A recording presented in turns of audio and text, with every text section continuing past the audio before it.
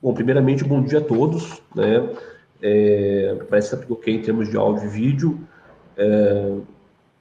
Antes, gostaria de me apresentar rapidamente. Eu sou Fernando Malinovski, sou médico assistente do ProESC, sou aluno de doutorado da Unifesp também.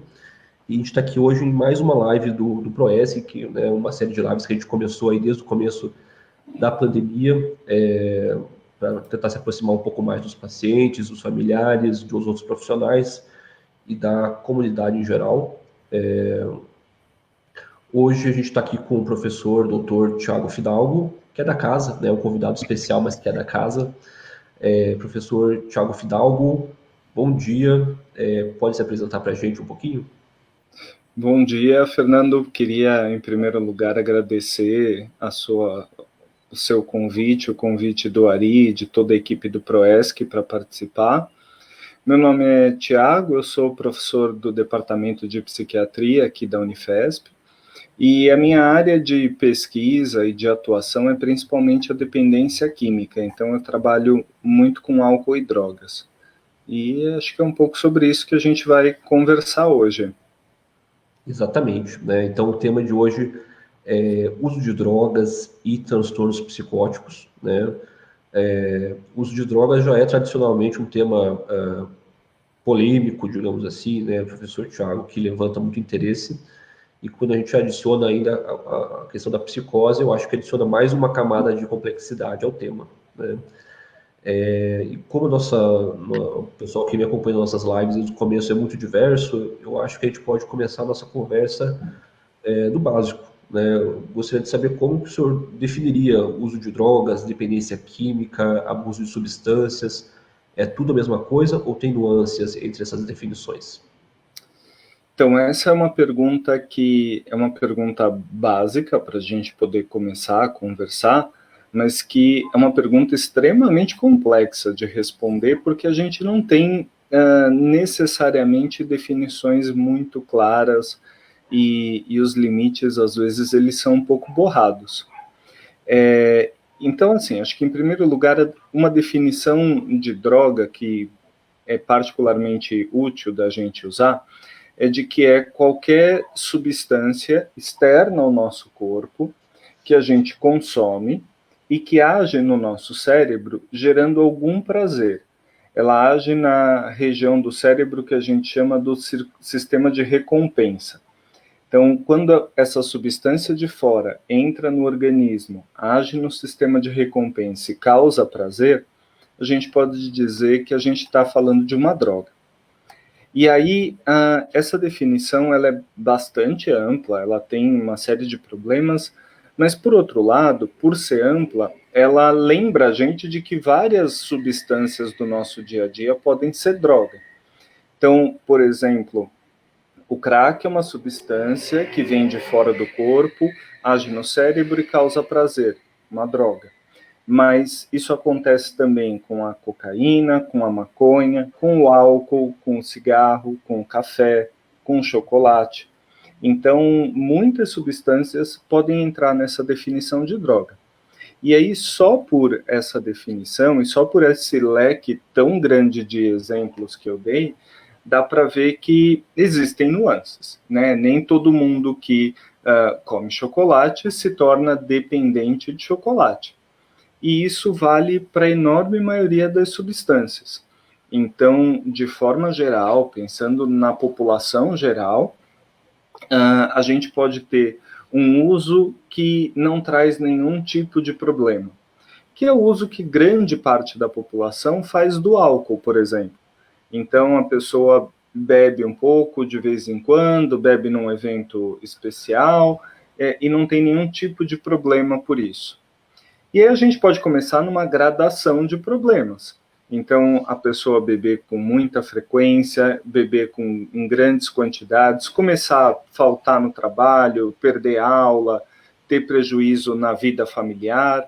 E quando os problemas começam a aparecer por causa do uso da substância, aí a gente está falando de uma situação problemática que pode chegar a caracterizar a dependência. Entendi. Né? Então, a gente pode, de maneira bem básica, fazer uma escadinha. Então, uso de droga, abuso de substância, dependência química. Seria basicamente isso?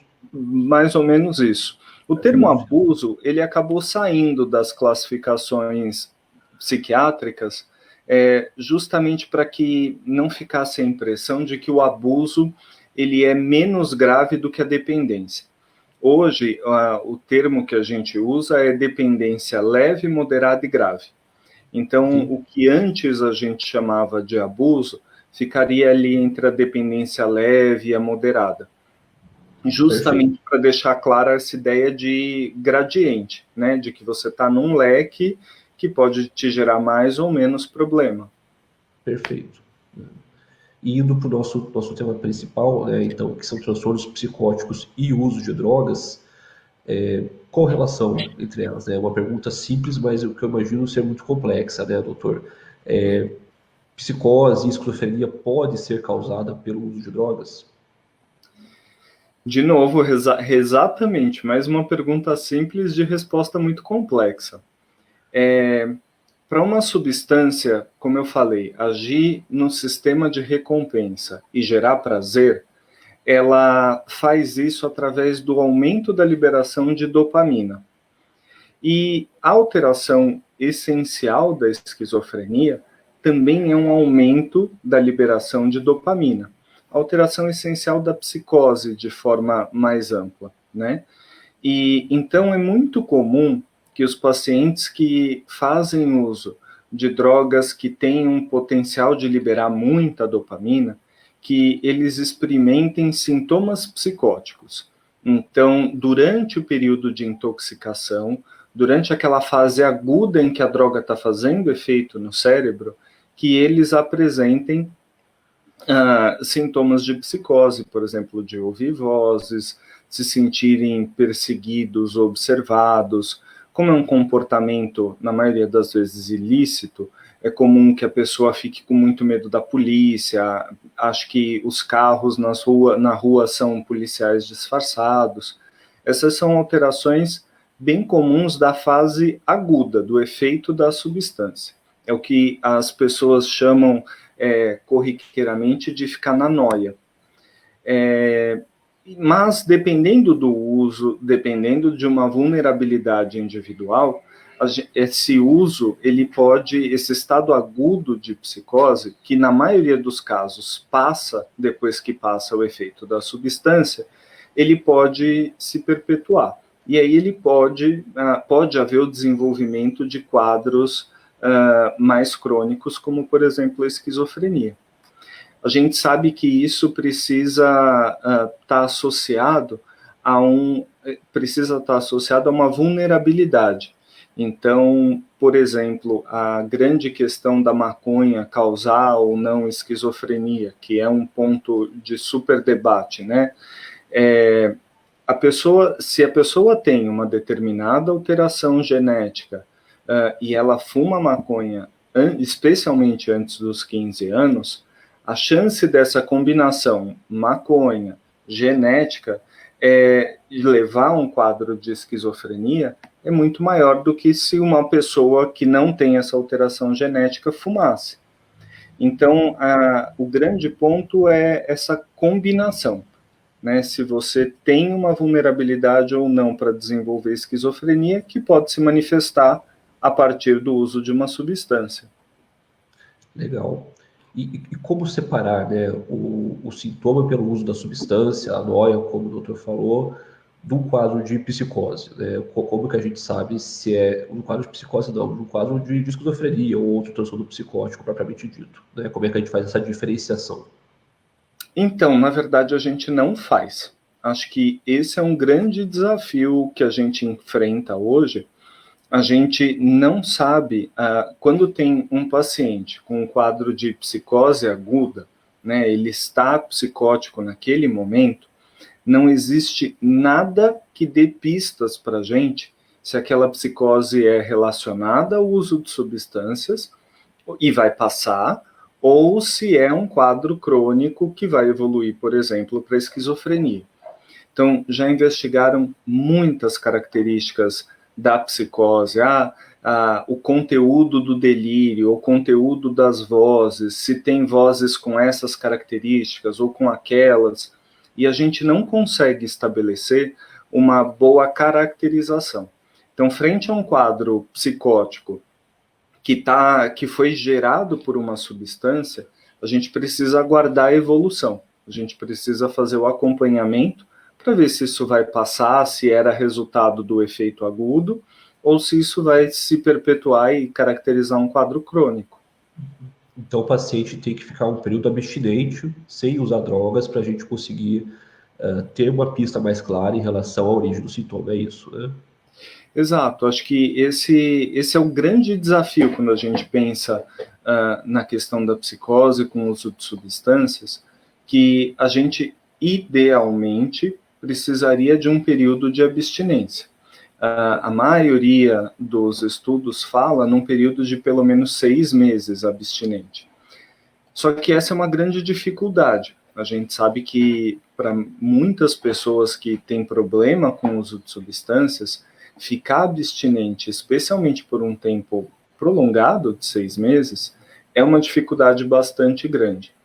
Então, a gente precisa sempre pôr na balança o quanto que eu vou esperar para ver se aquele quadro psicótico se mantém depois de um tempo de abstinência, ou se eu já vou começar a tratar, e aí tratar a psicose. E aí, com isso, eu mascaro um pouco, porque eu fico na dúvida. Na hora que eu tirar, ele ficou bem por causa do antipsicótico, ou ele ficou bem porque ele já ia ficar, porque parou de usar? Então, esse é sempre um dilema que a gente vai pondo na balança e avaliando o tempo todo os prós e os contras. Legal. E o doutor já comentou algumas drogas, né? Algumas lícitas, outras ilícitas, né? O chocolate deve ser uma droga muito usada no período de isolamento, imagino, né? Muito. Mas uma droga específica é muito relacionada à psicose, que é a maconha, né? O doutor já comentou também. A maconha é mais perigosa do que outras drogas para psicose? Eu acho que a maconha é a que a gente tem a relação com a psicose, especialmente com a esquizofrenia, mais clara, mais bem estabelecida. A gente entende mais qual é o mecanismo pelo qual o uso de maconha pode levar ao desenvolvimento da esquizofrenia. Então, o que eu mencionei da alteração genética, da idade em que se dá o início do uso, a gente sabe mais detalhes sobre esse processo. E aí é importante destacar que precisa haver essa combinação perfeita. A idade precoce do uso, o uso da maconha, e quanto mais alucinógena for a maconha, mais perigosa ela é nesse sentido, e uma suscetibilidade genética. Então, não é qualquer pessoa que vai usar maconha que vai desenvolver um quadro de psicose. Mas se a gente tem essa combinação, é uma droga que sim pode levar ao desenvolvimento da esquizofrenia. As outras drogas, por exemplo, o crack e a cocaína, são drogas que têm um potencial, elas geram muito mais do que a maconha, o quadro da psicose aguda, aquilo que eu falei sobre ficar na noia, ficar com sintomas psicóticos durante o efeito da substância. Agora, como que se dá a transição de um uso de cocaína ou crack para uma psicose aguda, para a esquizofrenia, isso a gente ainda não tem clareza de como acontece, qual é a taxa de conversão da psicose aguda para a esquizofrenia, no caso dessas drogas. Então, eu diria que a maconha é a mais bem estudada e não a que mais faz isso. Perfeito. E qual que é o efeito das drogas nos pacientes que já têm um quadro psicótico prévio? Então, a gente vê isso com alguma frequência no PROESC e em outros serviços também, de pacientes que às vezes não têm o uso prévio de uma substância, mas que após o diagnóstico passam a usar, tanto a maconha como outras drogas. Qual que é o impacto, de maneira geral, do abuso de drogas em pacientes com diagnóstico prévio? Então, acho que é muito comum que se discuta a flexibilização das leis de acesso à maconha, por exemplo. É muito comum que se fale que a gente não pode demonizar a maconha, e a gente não pode demonizar mesmo a maconha. A maioria das pessoas vai usar maconha e não vai ter nenhum tipo de problema. Só que, se nós estamos falando de um paciente que já tem um quadro psicótico de base, de um paciente que tem esquizofrenia, a gente está falando de um paciente que não pode usar substâncias. A gente está falando de um paciente que as substâncias, elas podem descompensar com muita facilidade aquele quadro psicótico que estava ali controlado. Então, esse é um grupo para o qual qualquer uso de substâncias, mesmo que, mas é só um baseado de vez em quando, tudo bem, talvez a maioria das pessoas não tenha problema desse jeito, mas você, que tem esse quadro, que faz esse tratamento, você não pode, né?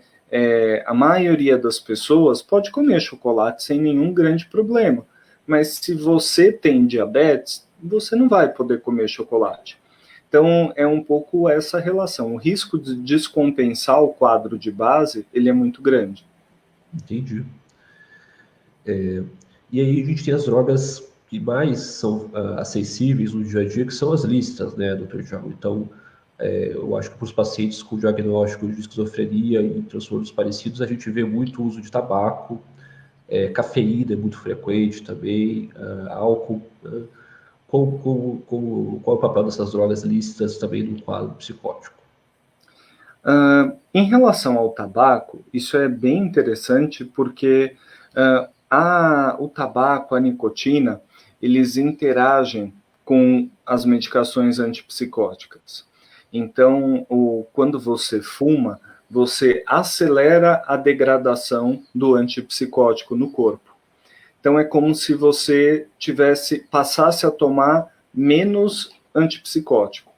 O efeito da medicação, na prática, ele vai acabar diminuindo. E aí, acho que o que acontece é que os pacientes acabam intuitivamente descobrindo isso, né? De que se eu fumo mais, eu vou ter menos efeito colateral. Então, é muito comum que haja um aumento do consumo de cigarro como uma forma de tentar tratar os efeitos colaterais dos antipsicóticos. E é super importante que o próprio paciente fique atento a isso, que a família fique atenta a isso, e que o médico lembre sempre de perguntar sobre como está o consumo de cigarro, se ele está aumentando, se ele está estável, porque isso tem uma influência direta no resultado do tratamento com a medicação. Em relação à cafeína, também pode haver um aumento do consumo como estratégia para lidar com um efeito colateral. Porque alguns antipsicóticos, dependendo da dose, dependendo do momento em que está do tratamento, né, está ajustando a dose, subiu um pouco a medicação, eles podem ter sonolência durante o dia. É um dos efeitos colaterais possíveis dos remédios. E aí a cafeína, ela ajuda, ela deixa a gente mais ligado, né? Por que a gente toma café de manhã, café na hora que a gente acorda de manhã? Porque ele dá uma disposição para começar o dia. Por que a gente toma o café depois do almoço? Porque para tirar, espantar aquele sono que vem depois do almoço.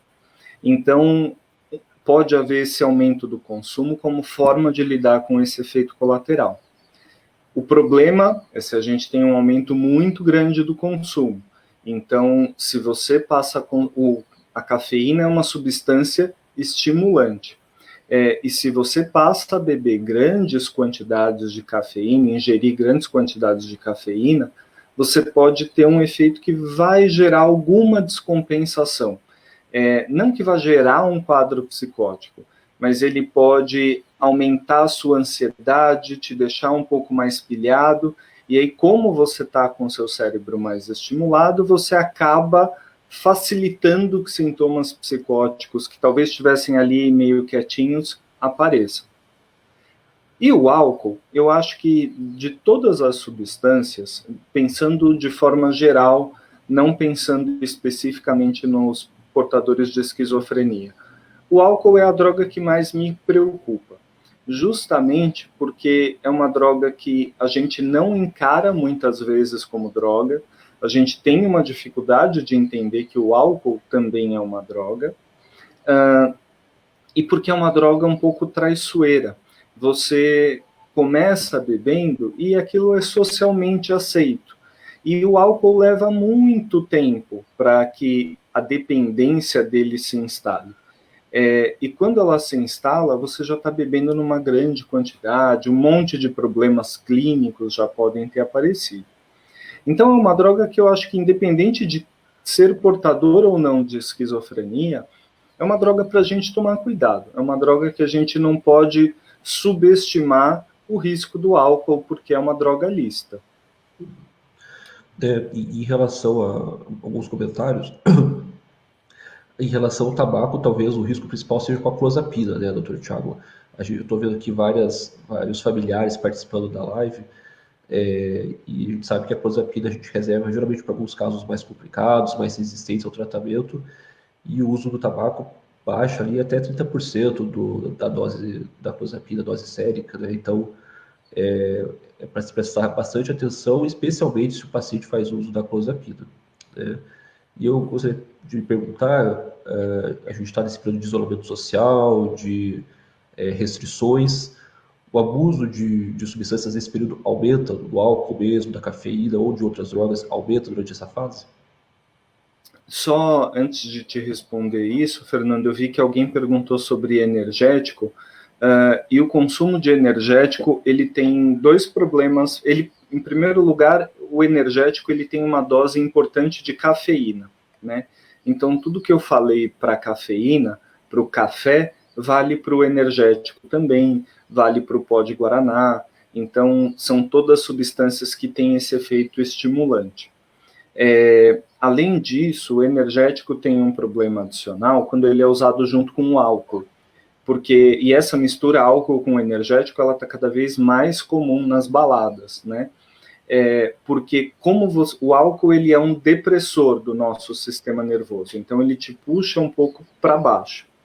E é isso que faz a gente ficar lá meio bêbado, meio lentificado, meio paradão. E aí você toma junto o energético que te põe para cima, você dá uma mascarada nesses efeitos da intoxicação pelo álcool e você acaba conseguindo beber mais. E aí esse é um perigo do energético, porque você vai bebendo numa quantidade maior e você acaba não se dando conta disso. Em relação ao uso de substâncias na pandemia, ainda é cedo para a gente avaliar o impacto. A gente ainda não tem grandes estudos mostrando se houve aumento ou diminuição do consumo de substâncias durante esse período de isolamento.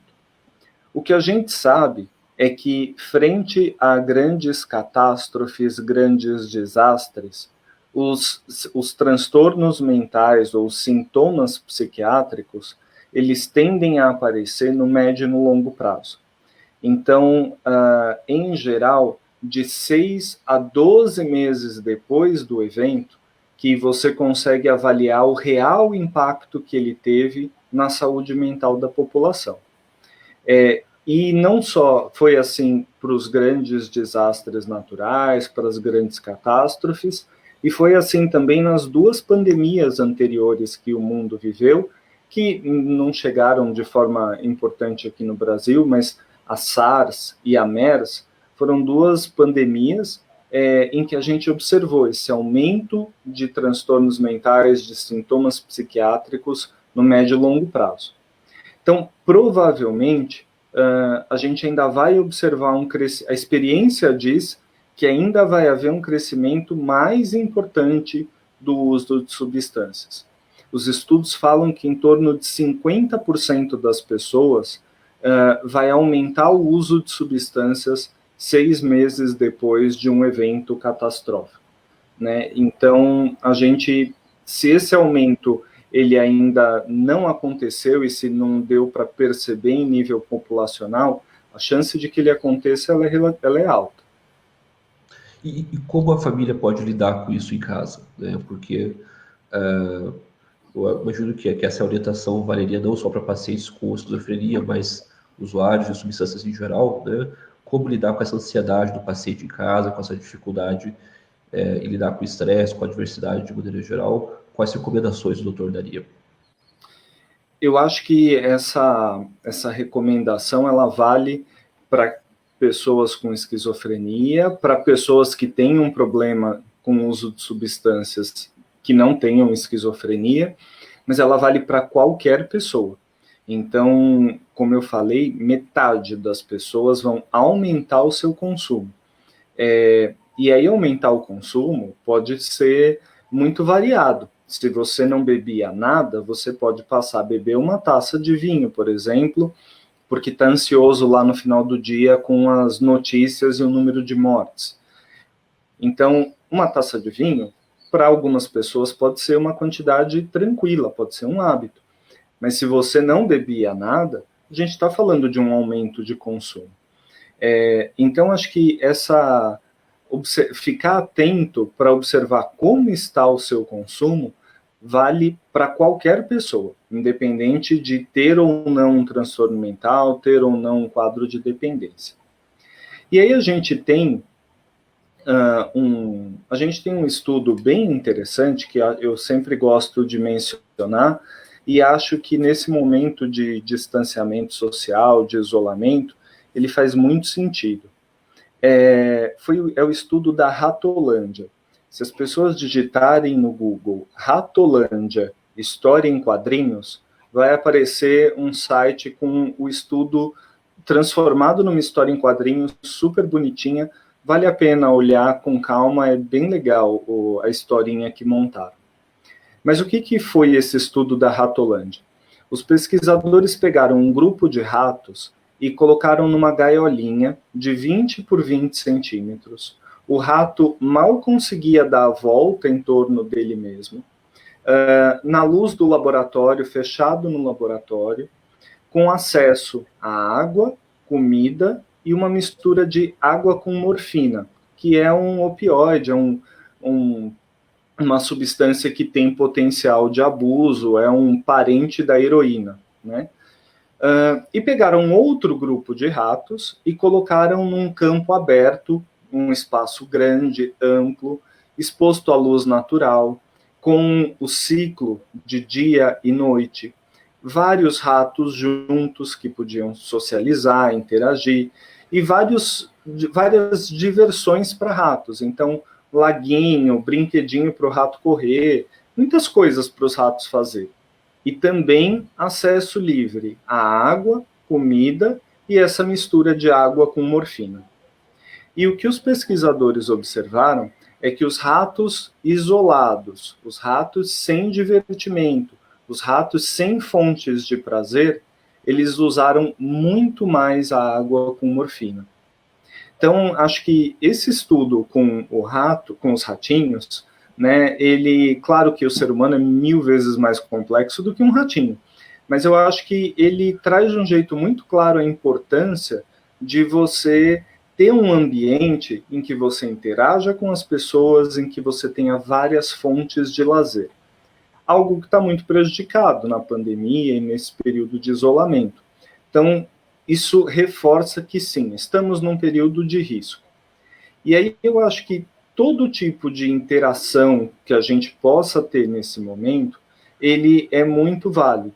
Então, é marcar um Zoom com os seus amigos, é combinar vamos assistir um filme juntos? Então, como? Cada um bota o filme na sua casa, a gente vai comentando pelo celular e a gente assiste ao mesmo tempo.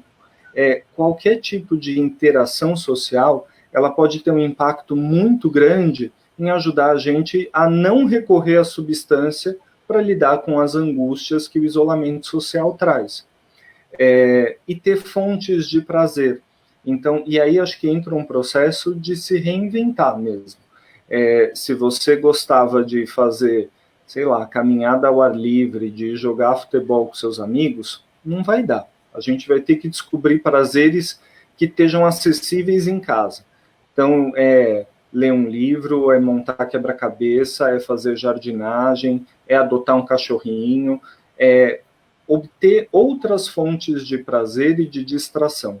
Porque se a gente se a gente fica só focado o dia inteiro vendo as notícias da pandemia e pensando no que vai ser a vida daqui para frente, e angustiado e ansioso com o futuro, a tendência vai ser de aumento no uso de substâncias. Não tem nem como para encarar todos esses problemas. E essas orientações são interessantes porque o sistema de recompensa que o doutor comentou em relação às drogas existe também em relação a hábitos saudáveis, né? Então, Sim, uma alimentação saudável, uma atividade física dentro de casa, você fazer algum tipo de lazer com a família, enfim, são atividades que também trazem um prazer, uma sensação positiva que alimenta você a procurar mais ela, né? sim, exatamente. E como tratar a dependência química na esquizofrenia? É diferente do tratamento para pacientes em geral?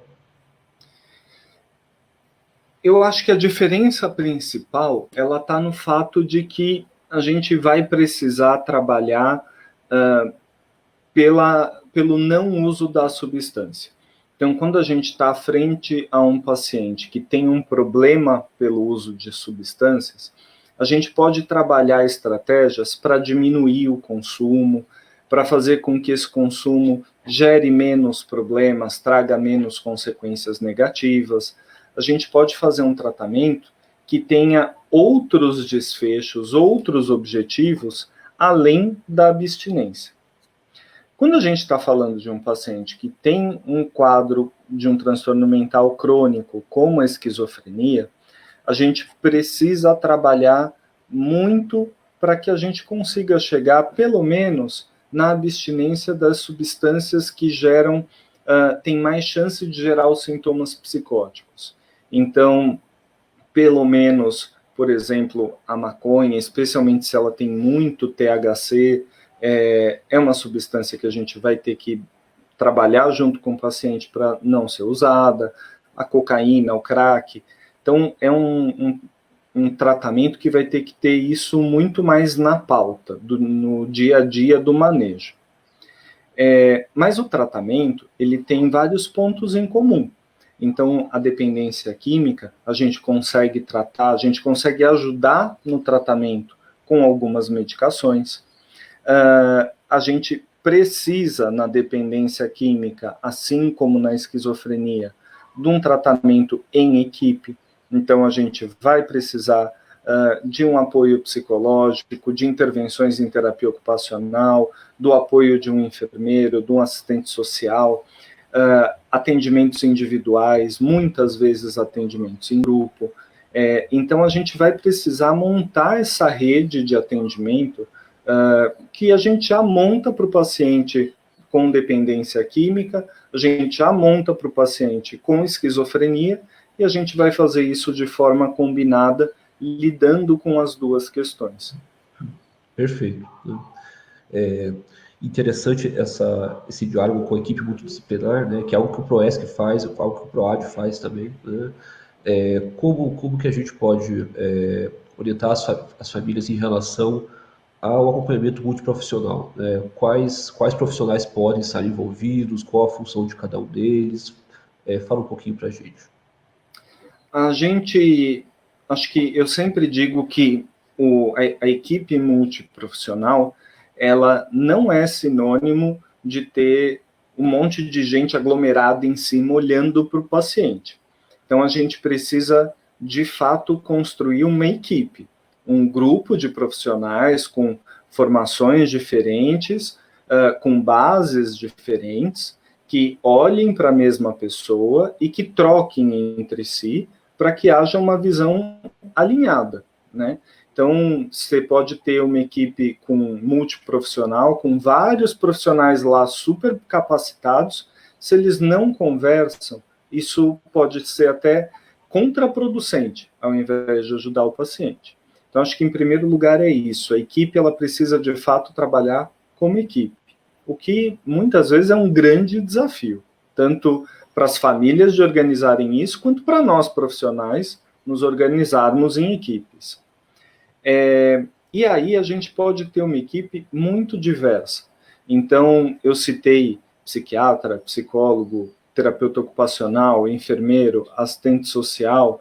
No PROAD, a gente tem um antropólogo que coordena grupo, a gente pode ter pedagogo, a gente tem educador físico, a gente já teve na equipe do PROAD uma dentista, porque várias substâncias geram alterações na boca. Então, assim, acho que todo profissional com a sua formação, ele vai poder contribuir de alguma forma. E aí o que a gente precisa é montar o combo adequado para aquele paciente. Então, eu brinco que o tratamento, ele é como um lanche num fast food. Então, você tem lá um cardápio cheio de opções, então todos esses sanduíches, todos esses acompanhamentos, todas essas bebidas. Você não vai precisar de todos ao mesmo tempo. Você vai escolher um sanduíche, um acompanhamento e uma bebida. E esse é o cardápio para aquele dia, para aquele momento. Para a semana que vem, podem ser outras escolhas. Então, essa organização da equipe, os profissionais que vão ser envolvidos, eles vão sendo pensados caso a caso. Então, você não precisa ter o dentista, o educador físico, o TO, a enfermeira. Você pode ter alguns profissionais nesse momento. Daqui a um tempo a gente senta, rediscute. Olha, isso melhorou, talvez esse profissional não seja mais tão necessário, agora seria legal a gente trazer um outro para participar da equipe. Então, esse alinhamento do cuidado, ele é super importante, porque o tratamento, ele tem que ser muito individualizado, né? Acho que na psiquiatria a gente precisa realmente fazer um trabalho que seja artesanal, que seja pensar caso a caso. Essa é uma linha que tem sido muito levantada em pesquisa nos últimos anos de personalizar a medicina, né? De achar o tratamento adequado para cada paciente. Isso só é possível se a gente tem um olhar amplo sobre o paciente, sabendo como que ele funciona em diferentes aspectos de vida, né, doutor? Em relação à internação, né, a internação psiquiátrica, tanto para dependência química, mas para outros casos também, o nosso assunto aqui principal é o uso de substâncias. Ainda é necessário internar o paciente, é o norte para se, enfim, chegar a um controle do quadro? A gente tem muito poucos consensos quando a gente fala no tratamento da dependência química. Então, outros psiquiatras poderiam estar aqui falando sobre esse assunto e apresentar visões muito diferentes em relação ao papel da internação. Então, de forma geral, eu, e não só eu, mas toda uma corrente de tratamento pensa que a internação ela é um recurso que existe, que tem que estar disponível, mas que não deve ser o nosso primeiro recurso. Então, a internação, a gente vai guardar a internação pensando no uso de substâncias, na dependência química, a gente vai guardar para 4 situações específicas, tentando dividir de um jeito didático. A gente vai pensar em internação quando existe um risco clínico por conta do uso de substâncias. Então, é o paciente que está lá vomitando sangue verde e continua bebendo. Esse paciente tem um risco clínico de continuar bebendo, e aí ele talvez seja um candidato para internação. Se existe um risco psiquiátrico, então é um paciente que está fazendo um uso super importante de crack, ele está lá psicótico, ouvindo vozes que falam para ele se matar, está muito difícil de controlar isso, ele não consegue se organizar para tomar o remédio, o risco psiquiátrico, ele é uma indicação de internação. O risco de desenvolver um quadro de abstinência. Então, algumas substâncias, elas têm o potencial de gerar uma síndrome de abstinência que pode ser muito grave. Então, por exemplo, a abstinência do álcool, ela é um quadro super grave. Se a pessoa bebe 1 litro de destilado por dia, 1 litro de cachaça por dia, e ela resolve, a partir de amanhã eu não vou beber mais. A chance dessa pessoa desenvolver um quadro de abstinência ao álcool, tremor, sudorese, aumento da frequência cardíaca, aumento da pressão, a pessoa pode ficar muito ansiosa, pode chegar até a convulsionar e morrer. Então, se a gente tem uma perspectiva de que vai ter uma interrupção ou uma diminuição abrupta do consumo, talvez seja importante pensar numa internação para fazer esse suporte inicial. E o quarto ponto, que é a falha do tratamento ambulatorial. Então, se o tratamento ambulatorial não funciona. Só que a gente não pode falar, ele passou numa consulta com um psiquiatra e continua usando, falhou o tratamento ambulatorial. Não. A gente tem que falar de um tratamento ambulatorial de verdade, em que foi na consulta com o psiquiatra, mas também foi no grupo, participou de sessões com o psicólogo, passou pela terapeuta ocupacional durante 6 meses, a família participou de grupos de família, se engajou no tratamento. Putz, e nada disso ele continua usando, está piorando. Aí a gente pode pensar numa internação como para tentar uma virada, tentar uma mudança, né? A gente não interna as pessoas quando elas têm uma gripe, quando elas têm uma pneumonia simples. A gente sempre vai tentar, quando a gente fala de doenças clínicas, fazer o tratamento primeiro em casa, com as consultas, com o acompanhamento. E se o caso vai se complicando, aí a gente pensa em internar, não na UTI, mas internar no quarto. Está piorando, não está respondendo, vai para a semi-intensiva. Então, existe uma gradação de processos.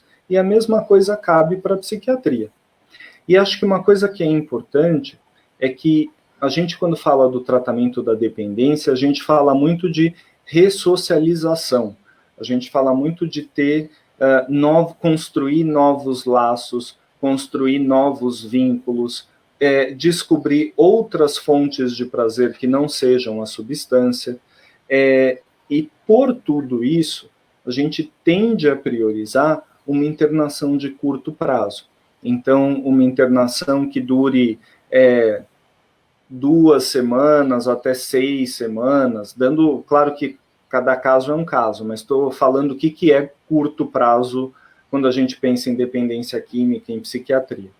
Então, uma internação que você consiga fazer um ajuste inicial, fazer alguma mudança mais intensiva, uma intervenção mais intensiva, e que a pessoa volte para a rotina, para a vida, para o dia a dia dela, para a gente continuar o tratamento.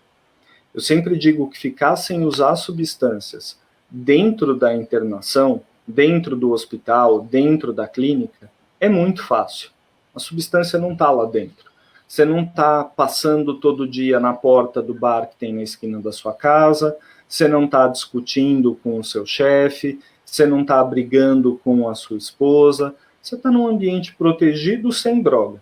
O difícil é continuar sem usar a droga depois que eu saio, depois que eu volto para a vida, depois que eu passo no bar da esquina, depois que eu brigo com o meu chefe. Como que eu vou lidar com isso de um jeito diferente? Então, a internação, ela tem sim o seu papel, mas que ele precisa ser pensado dentro de um projeto maior.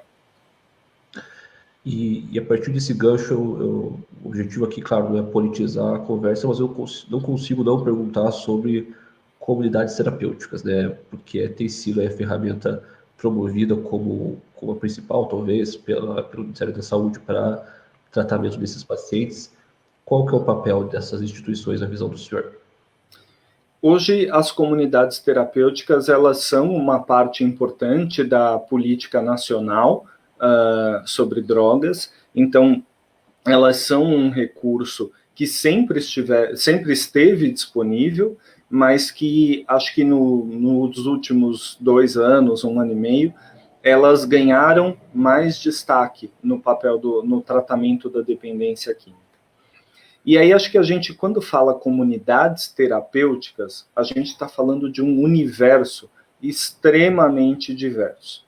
Então, existem comunidades terapêuticas que são incríveis, que vão ter uma equipe multiprofissional, vão ter uma equipe de saúde, vão tentar favorecer a reintegração do paciente, vão oferecer realmente um cuidado integral para esse paciente. E a gente está falando também de alguns equipamentos, algumas comunidades terapêuticas que são quase cárceres privados, né? Então, tem vários relatos aí de comunidades terapêuticas que não tinham assistência médica, que deixavam os internos em situações muitas vezes desumanas. Então, quando a gente está falando de comunidades terapêuticas, a gente está falando de um leque muito grande de serviços. Então, existem comunidades boas, existem comunidades ruins. De forma geral, as comunidades terapêuticas trabalham com internação um pouco mais prolongada. Então, tem algumas comunidades que fazem internação de 3, 6, 9, 12 meses. E isso, eu acho que, como eu falei, existem visões muito diferentes sobre o tratamento da dependência química e a gente não sabe o que funciona para cada paciente. A taxa de sucesso no tratamento da dependência, ela fica em torno de 30%. Então, mais ou menos 1 de cada 3 pacientes vai se beneficiar do tratamento que eu e a minha equipe oferecemos. E provavelmente esse 1 que se beneficia do meu não vai se beneficiar do tratamento que você, Fernando, oferece. E aquele que não se beneficiou do meu vai se beneficiar do seu. Então, existe provavelmente um grupo de pacientes que é mais adequado para o tratamento ambulatorial em equipe, existe um grupo de pacientes que provavelmente vai se dar melhor numa comunidade terapêutica. O grande problema é que a gente não sabe, a priori, quem vai se beneficiar do quê, né? A gente acaba indo por tentativa e erro. Quem sabe um dia a gente consiga entender melhor os pacientes, os tipos de dependência química, que provavelmente são vários, e a gente consiga indicar antes, para você é melhor ir para esse caminho de tratamento e não para aquele outro. Perfeito. Doutor Thiago, eu gostaria de fazer mais perguntas, mas eu não quero ficar monopolizando aqui também seu tempo, né, porque a gente tem bastante participação aqui pelo chat. Então, eu até vou agradecer a Marina Neves e a Laís Fonseca, que são do Proesc, que estão me mandando aqui as perguntas para a gente poder lhe passar. Algumas já foram respondidas, mas eu vou tentar selecionar aqui algumas que talvez tenham ficado pendentes ainda. A Mara Rúbia Moraes perguntou para a gente por que os portadores de transtorno mental gostam tanto das drogas. Essa foi a pergunta dela. Quando a dependência química e as drogas, elas são uma área na psiquiatria que muitos psiquiatras não gostam.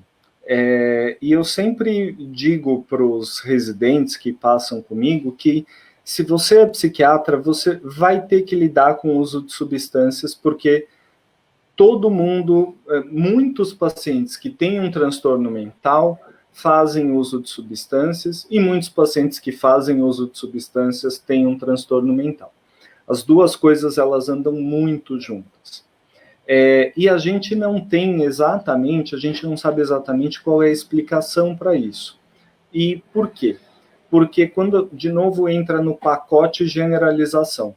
Quando eu falo transtorno mental, eu estou falando de condições muito diferentes entre si. Quando eu falo de uso de substâncias, estou falando de muitas substâncias diferentes entre si. Então, o que acontece é que existe uma teoria, que é uma teoria bastante aceita hoje, que é a teoria da automedicação. Então, as pessoas, elas não escolhem as suas drogas à toa. Elas escolhem as suas drogas para, de certa forma, entre aspas, tratar sintomas psiquiátricos que elas apresentam. E a gente tem uma relação de causa e efeito estabelecida, que é sobre o álcool e os transtornos ansiosos. A gente sabe que o álcool, ele atua como um ansiolítico, ele diminui muito a ansiedade. Então, é muito comum que pacientes ansiosos gostem do efeito do álcool e não gostem do efeito da cocaína, que vai deixar mais pilhado e mais ansioso. Então, acaba que quem tem um transtorno mental não diagnosticado, não tratado, pode fazer o uso da substância para tentar, como forma de lidar com esses sintomas. Legal. E aí eu acho que essa resposta traz um gancho para uma outra pergunta bem relevante, que é como lidar com o uso concomitante da medicação psiquiátrica, o antipsicótico e o uso da substância, né? Quando o paciente não consegue ficar sem usar droga, mas precisa continuar com a medicação. Como é que a gente administra essa situação? Essa pergunta foi da Girlene Rodrigues. Eu acho que o mais importante nesse caso é você conversar abertamente com o médico que está te acompanhando, com o médico que está acompanhando o seu familiar. Eu trabalho principalmente, fundamentalmente, com dependência química. Eu sei que os meus pacientes, na sua grande maioria, vão usar substância, vão ter recaídas e estão tomando as medicações que eu passei. Então, se eu acho que existe um risco grande dele usar a substância, eu prescrevo remédios que não vai ter tanto problema se ele misturar. E eu, quando faço isso, eu aviso, olha, aconteça o que acontecer, você toma o remédio. Então, não para de tomar o remédio porque você, mas eu bebi, mas eu fumei, mas eu cheirei. Tudo bem, mas o remédio, vamos manter, vamos continuar. A gente sabe que os remédios psiquiátricos, na sua maioria, eles levam tempo para fazer efeito. A gente muitas vezes precisa começar com dose baixa e ir aumentando devagar. E se cada vez que a pessoa usa, ela interrompe a medicação, a gente nunca consegue chegar num nível de remédio no corpo que seja terapêutico. Então, eu oriento, aconteça o que acontecer, toma o remédio. Mas isso não é válido para todos os remédios. Então, é super importante que você discuta isso com o psiquiatra que está acompanhando. Com essa medicação, ninguém quer que a pessoa beba, fume ou cheire, mas se vier a acontecer, tudo bem, para o remédio, corre pronto-socorro, é importante discutir isso com o médico que está acompanhando. Legal. A Edmere Kitete perguntou sobre o método Minnesota, doutor Thiago, né, que são os 12 passos. Qual que é o papel desse método hoje no tratamento do uso de drogas? Como eu falei grupos, né, em sentido amplo, e eu acho que os 12 passos, né, os grupos de alcoólicos anônimos ou narcóticos anônimos, eles são grupos que têm o seu papel no tratamento, e como eu disse, eles funcionam para algumas pessoas, não funcionam para outras. Tem gente que vai no AA, no NA, que super se identifica, adora, funciona 100%, é super legal para aquela pessoa participar do grupo. Tem outras pessoas que vão para o AA e NA e não se identificam tanto, né? Não gostam muito da abordagem, não fui com a cara das pessoas, não gostei do clima. Procure outros grupos, né? Existem outros grupos para além do AA e do NA. Então, acho que eles têm um papel, mas entra naquilo de que a gente não sabe o que vai funcionar para cada paciente. Então, vale a pena ir conhecer. E se você se identificar, ótimo, vamos usar como ferramenta. Legal. Também a Edmere perguntou, essa é uma pergunta importante, a gente falou da medicação agora há pouco, como o doutor falou, tem algumas que são mais perigosas mesmo. Ela fala das medicações tarja preta aqui na pergunta dela, né, que é o Rivotril, clonazepam, diazepam, outras medicações.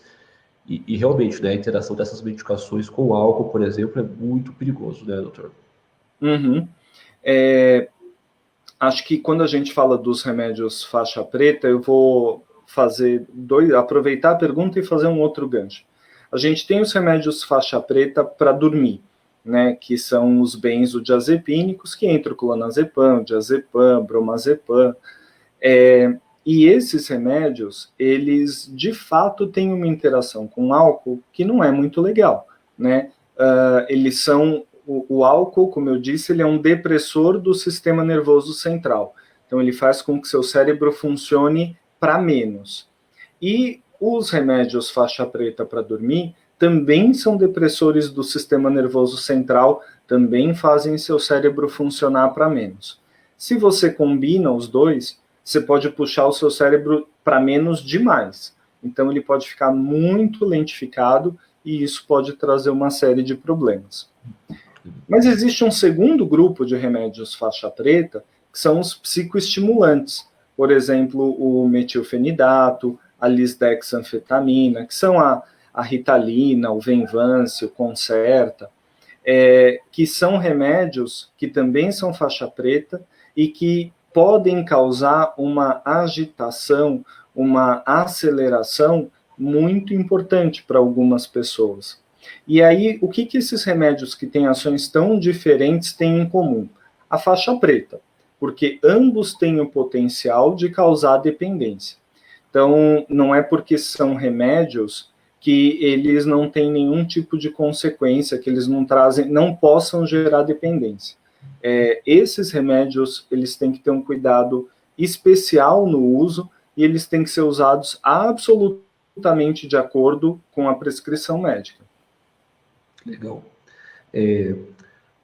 A Marina Neves, ela perguntou para a gente se tem alguma idade de risco principal, né, em relação ao uso de drogas e uma consequente psicose, né? Então tem um grupo de risco que é pior, adultos podem desenvolver psicose crônica, digamos assim, após o uso de substâncias? Essa é uma pergunta bem legal, acho que isso é um campo de estudo bem grande, e de forma geral a resposta é, quanto mais cedo, pior. Então, uma das estratégias mais importantes para a gente evitar problemas com o uso de substâncias é retardar ao máximo o primeiro uso. Então, quanto mais tarde você experimentar cigarro, álcool, maconha, quanto mais tarde isso acontecer, melhor. Porque a gente sabe, por muito tempo a gente acreditou que a gente nascia com o cérebro formado, pronto. E hoje a gente sabe que não. O desenvolvimento cerebral, ele continua de forma bastante intensa, pelo menos até os 20, talvez 25 anos, talvez, quem sabe, a vida toda a gente tem o nosso cérebro em transformação. Mas nessa fase em que o desenvolvimento cerebral ele está mais ativo, mais coisas estão acontecendo e mudando no cérebro, qualquer substância que venha de fora, qualquer substância exógena que haja no cérebro, pode gerar alterações nesse neurodesenvolvimento e aí favorecer o desenvolvimento de um quadro psicótico, por exemplo. Então, aquela alteração que eu mencionei lá no início, uma suscetibilidade genética com o uso de maconha, se esse uso acontece antes dos 15 anos, a chance de você desenvolver uma psicose crônica, um quadro de esquizofrenia, ela é muito grande. Por outro lado, fumar maconha depois dos 20, 25, parece não trazer tanta repercussão do ponto de vista cerebral. O risco de desenvolver uma psicose crônica é muito menor do que se você começa a usar lá na adolescência. Então, tem uma relação direta aí do idade de início do uso com os riscos aos quais você está se expondo. Doutor Tiago, a gente está ficando sem tempo, né? Então eu vou aproveitar para passar algumas mensagens. Então, primeiro, que essa live ela vai ficar disponível para as pessoas acessarem depois da página do Proesc. Então, eu vi que algumas perguntas que foram feitas até já foram respondidas no começo da nossa conversa. Então, quem ficou com alguma pendência pode voltar lá no comecinho e olhar de novo. E, de novo, ficaram várias perguntas pendentes, então eu até gostaria de aproveitar para perguntar, a pergunta final, quem procurar, onde procurar, se algum familiar que está vendo, algum paciente está vendo, quer ajuda em relação à dependência química. É a unidade de saúde, é o CAPS, é outro serviço? Quem essas pessoas podem procurar para tirar dúvidas ou para procurar assistência? De forma geral, qualquer unidade de saúde poderia fazer um primeiro atendimento e uma orientação. Então, se você não sabe, por exemplo, onde é o CAPS-AD da sua região, que é o Centro de Atenção Psicossocial focado em álcool e drogas, se você não sabe se na sua região tem um CAPS-AD, se existe alguma referência, na UBS, no posto de saúde, eles vão saber te referenciar, eles vão saber te orientar onde procurar ajuda. O tratamento da dependência química, de forma geral, ele é feito no CAPS-AD, que vai ser a unidade da rede que tem a equipe multiprofissional, os profissionais preparados para lidar com a questão da dependência. Se existe um quadro de esquizofrenia associado, por exemplo, muitas vezes existe a dúvida, mas eu tenho que tratar no CAPS-AD ou eu tenho que tratar no CAPS adulto, no CAPS normal? E essa é uma dúvida que acho que os profissionais de saúde também têm. Então, vale a pena você sentar com o profissional de referência no CAPS e conversar. Olha, nesse momento, parece que a esquizofrenia está mais importante, então vamos ficar aqui no CAPS adulto. Não, acho que agora o uso de drogas está atrapalhando mais, vamos para o CAPS AD. Então, essa articulação ela tem que ser feita em conjunto. A família, o paciente e o profissional de saúde. E qualquer equipamento da rede pode dar uma orientação básica de onde procurar uma ajuda especializada. Legal. Professor Dr. Thiago Fidalgo, professor da Unifesp, coordenador do programa de orientação e assistência a dependentes, muito obrigado pelo seu tempo, por estar aqui conosco nessa manhã, e obrigado pela parceria dentro da Unifesp. Eu agradeço muito o convite, espero ter podido trazer informações novas para as pessoas.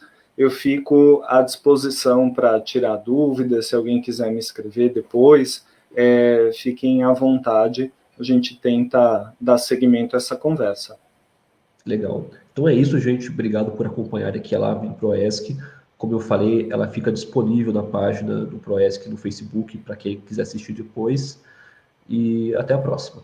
Tchau, pessoal.